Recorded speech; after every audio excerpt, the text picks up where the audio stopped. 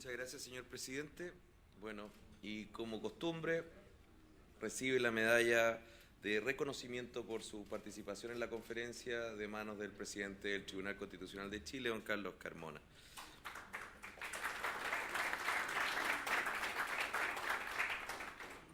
A continuación presenta la experiencia de Colombia la presidenta de la Corte Constitucional de ese país, magistrada María Victoria Calle Correa, quien cuenta con una amplia experiencia tanto en el sector privado como público, siendo secretaria general de la entonces Dirección Nacional de Instrucción Criminal, hoy Fiscalía General de la Nación. Magistrada.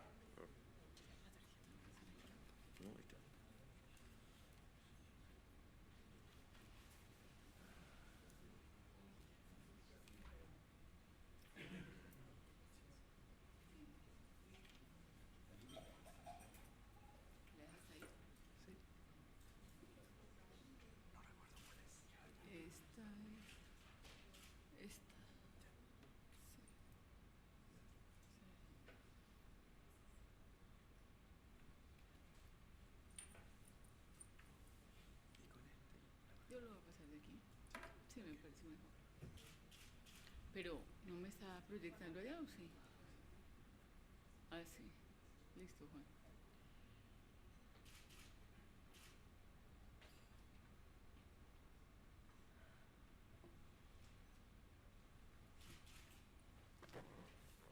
Buenos días. Quiero agradecer en especial al Tribunal Constitucional de Chile, a las magistradas y los magistrados que hicieron posible que estemos aquí reflexionando sobre temas tan importantes, a la Comisión de Venecia y en especial a un ser humano que me parece particularmente querido porque llega a todos, que es Gianni Bucich.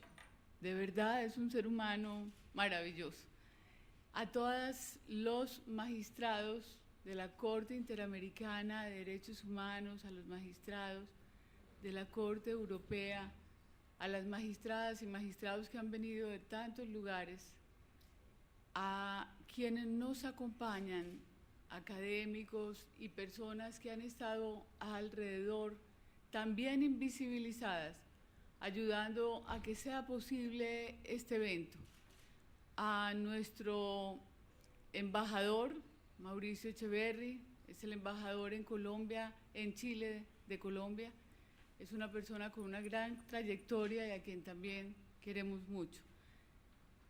Quiero resaltar la oportunidad de estar aquí por algo que me parece particular. Mi percepción es que nosotros como sociedad tenemos que restaurarnos. Nos hemos vuelto tolerantes ante el dolor. Y ayer, cuando el ministro Domingo presentaba esa foto que tomó algún reportero gráfico en el momento en que el niño sirio muere ahogado, pensando que encontró la tierra prometida, me recuerda una frase de un periodista colombiano que cuando narraba una de las masacres inmensas que vive nuestro país en ocasiones, decía: muero, luego existo. Por eso es tan importante que reflexionemos sobre temas como estos. Los grupos vulnerables, los grupos que de alguna manera necesitan la protección y el abrigo de quienes como jueces podemos ayudarles a recuperar sus derechos. Desde la academia, desde lo que hagamos, tenemos que pensar que hay muchos seres humanos que nos necesitan y que en tanto somos privilegiados, tenemos que ser sensibles y reflexionar y ayudarnos a perfeccionar nuestro trabajo desde actividades como esta. Por eso, de verdad, muchas gracias, porque me han permitido crecer y enriquecer mi equipaje durante estos 2 días.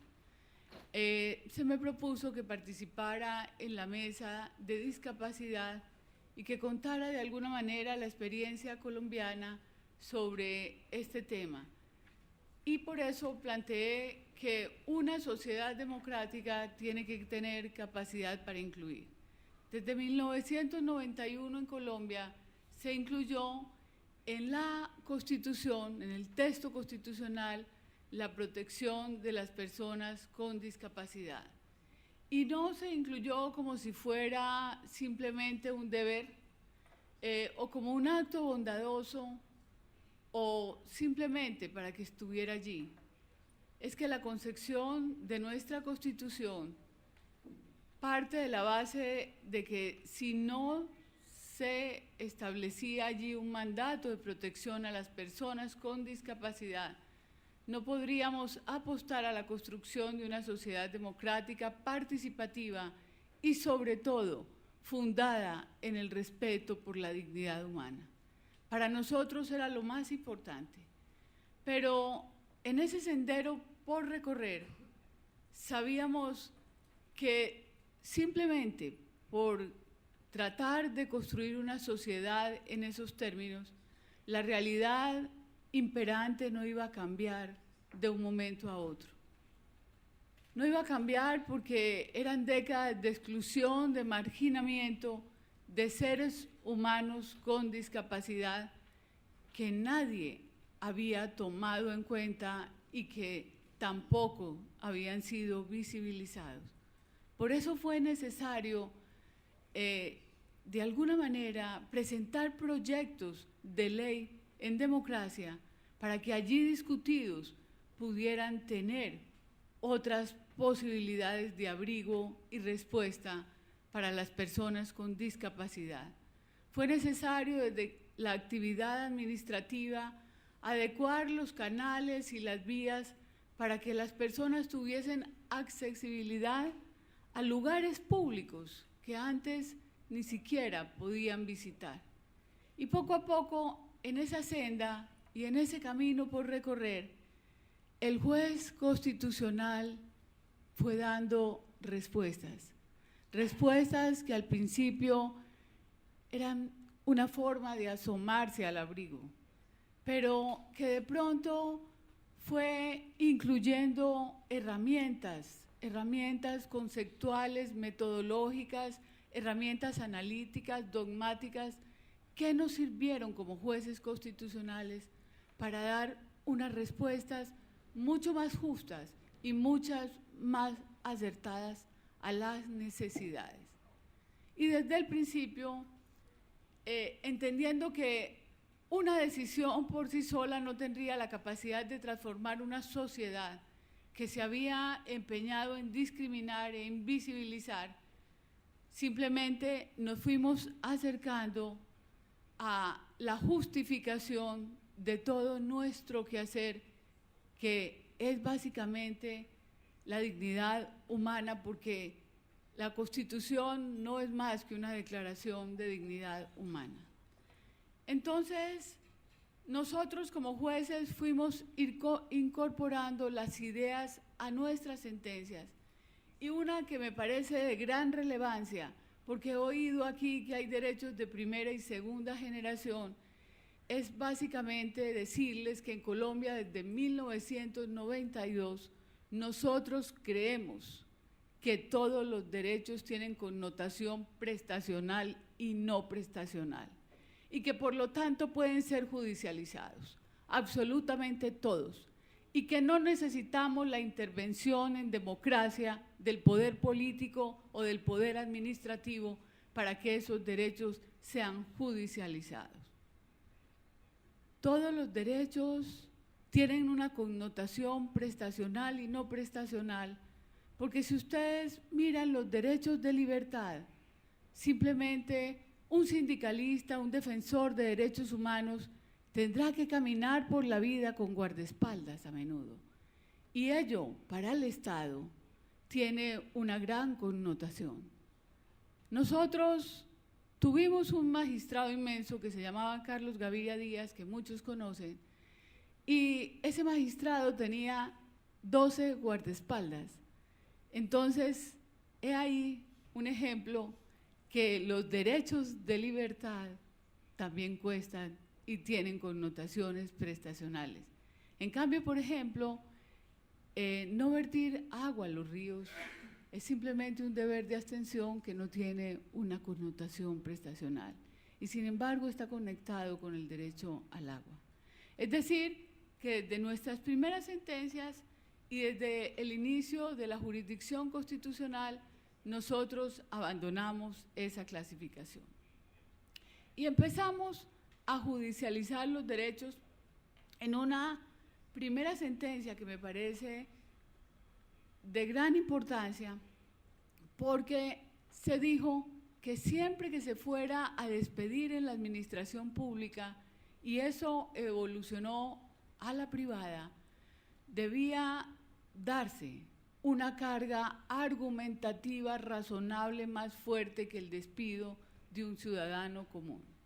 Carga argumentativa razonable que tenía que estar plasmada en el acto administrativo o por lo menos en la hoja de vida del funcionario, porque no de otra manera podríamos asegurar que la protección reforzada se diera para esa persona con discapacidad. Si la carga argumentativa no era suficiente, se presumía inmediatamente la discriminación. Y la carga era para la autoridad pública que, haciendo uso de una facultad legal, despedía a un ser humano con discapacidad sin una carga argumentativa suficiente. Un poco aplicar lo que Eduardo García Enterría nos enseñaba a menudo, que debe haber controles contra el ejercicio del poder. En un bello libro que tiene, que se llama, maestro, ¿me acuerda? No me acuerdo, La lucha contra las inmunidades del poder, que es uno de los más bellos libros, es un libro pequeñito que condensa toda una filosofía para esa lucha contra las inmunidades del poder. Es aquí un ejemplo de la primera lucha que la Corte entendió que tenía que tener para abrigar a tantos ciudadanos que le servían al Estado y que eran despedidos por ser cojos, por ser feos o por tener una discapacidad. Entonces, la Corte lo que hizo es, si lo va a hacer, si va a ejercer ese poder, puede realizarlo, pero tiene que ser bajo una argumentación razonada. Y poco a poco fuimos avanzando en muchas materias, por ejemplo, Transmilenio, que es el método de transporte público en la capital. Y sin embargo, las personas con discapacidad no podían acceder a ese transporte porque no tenían la forma de entrar a los buses si alguien no les ayudaba. Entonces, si otros ciudadanos atendían un deber de solidaridad, podían estar allí y si no, no. Entonces la Corte ordenó que se hiciera un plan de mediano plazo para que esas personas pudieran acceder a los buses. Pero además tomó una medida que se sumaba a aquella decisión, y es que dijo, no solamente tiene que hacerse el plan, sino que ellos tienen que participar del plan, porque difícilmente sabrá una persona con un estándar normal cómo hacer realidad la implementación de ese plan. Y además, esas personas van a tener derecho a controlar y a evaluar si sí se está realizando el plan. Es muy importante que el juez entienda la remoción de las barreras. Y entre otras sentencias, se permitió el acceso al foro democrático de personas con discapacidad porque un senador de la República era inválido y no tenía cómo acceder a ese foro democrático, pese a que los ciudadanos querían que allí estuviera.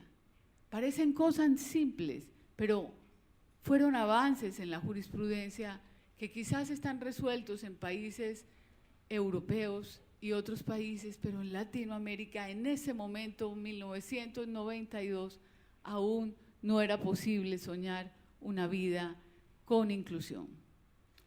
Entonces fue avanzando la jurisprudencia también en señalar y en preguntarse quiénes son los verdaderamente minusválidos, porque teníamos un lenguaje de minusvalidez, ni siquiera eran personas con discapacidades, sino minusválidos. Y la jurisprudencia fue avanzando no solamente en la construcción de decisiones, sino en la construcción de la educación alrededor de las personas discapacitadas. La sociedad nos enseña a deconstruir realidades y heredamos esas realidades deconstruidas. Y por lo tanto marginamos seres humanos inmensos y no los vemos como debe ser. Entonces, desde la construcción jurisprudencial se empezó a establecer una actividad para proteger a esas personas con discapacidad y señalar que quizás nosotros también éramos minusválidos y quizás más que ellos, y que había que tratarlos igual que nosotros, permitirles integrarse a la sociedad. Y estos niños, otro caso, de unos niños con discapacidad, uno con síndrome de Down y dos con autismo, fueron marginados de la educación porque el lugar donde vivían había cerrado las puertas la única profesora del colegio que tenía competencia para dar educación de este tipo. La Corte dijo que tenían que integrarse a la escuela, que no se les podía seguir tratando como si fueran fenómenos y que además había también que hacerles un test y una evaluación psicológica para mirar su capacidad de aprendizaje y determinar qué tipo de educación integrada tenían que tener. La Corte, pues, fue encontrando su lugar en el camino y fue amparando acceso a la educación, acceso a los servicios de educación, la capacidad física para adoptar, porque a una persona ciega se le negó 2 veces la capacidad para adoptar, alegando que tenía que tener aptitud física, como si no ver fuera un elemento necesario para amar. 2 veces el Instituto Colombiano de Bienestar Familiar le negó a esta persona la posibilidad de adoptar porque no tenía aptitud física. La Corte ordenó que previo el lleno de los demás requisitos, esa persona pudiera adoptar. Hoy es un profesional muy exitoso que tiene un niño que fue dejado en un cajero automático y que hace parte de su vida familiar. También solicitó la Corte que se realizara interrupción de embarazos en los casos que las EPS no los quisieron hacer, de personas con discapacidad, una mujer que acudió para que se interrumpiera su embarazo forzado, la habían violado